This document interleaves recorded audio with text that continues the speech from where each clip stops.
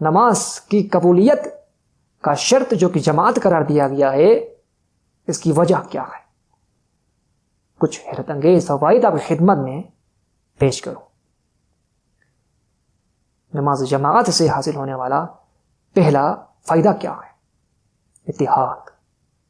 آج اگر آپ سے سوال کیا جائے کہ مسلم امت کا سب سے بڑا مسئلہ یا کمزوری کیا ہے، یقیناً آپ جواب دیں گے کہ تفرقہ بازی ہے، نفرتیں ہیں، اتحاد کا نہ ہونا ہے۔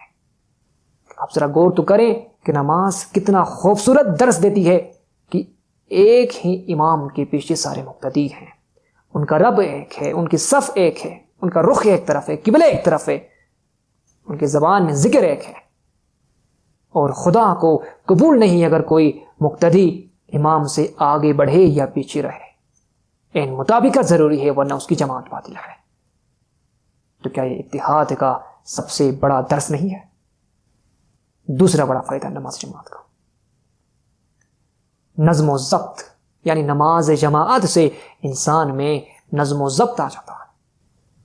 یعنی جب انسان ایک امام کی پیروی سیکھ لیتا ہے، امام کا مطلب یعنی سرپرست ہے، رہنما ہے، جب انسان اس طرف متوجہ ہو، اس کے عمل کی قبولیت کا شرط امام کی پیروی ہے، اپنے معاشرے میں سرپرست کا پیروکار بنتا ہے، گھر میں والدین کی سرپرستی قبول کرتا ہے، تعلیم میں استاد کی سرپرستی قبول کرتا ہے، اور معاشرے میں معاشرتی قوانین کی پابندی کرتا ہے۔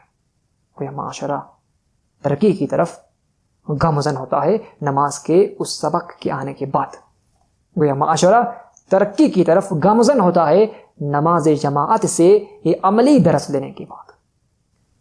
تیسرا بڑا فائدہ، انسان وقت کی پابندی کرنا سیکھتا ہے۔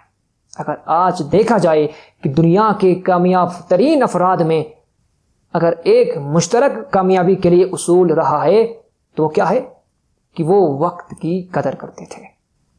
کیا خوبصورت درس ہے نماز کا۔ دن میں 5 مرتبہ جب مؤذن اذان کی آواز بلند کرتا ہے تو وہ یہ سمجھا رہا ہوتا ہے کہ ہر چیز کا اپنا ایک وقت ہے۔ وہ غافل انسان کو جو اپنے کام میں مگن تھا، اس کا ذہن اس طرف منتقل ہو جاتا ہے کہ کچھ وقت عبادت کے لیے بھی ہونا چاہیے، کچھ وقت معیشت کے لیے ہونا چاہیے، کچھ وقت گھر والوں کے لیے بھی ہونا چاہیے۔ گویا وہ انسان کامیابی کی طرف سفر کرتا۔ اگر میری ویڈیو اچھی لگی ہے تو اس کو لائک کریں، اپنے قیمتی تاثرات کمنٹ میں ضرور دیجیے۔ اس طرح کی مستند ویڈیوز کے لیے اس چینل کو سبسکرائب کریں اور بیل آئیکن کو پریس کرنا نہ بھولیں۔ السلام علیکم ورحمۃ اللہ وبرکاتہ۔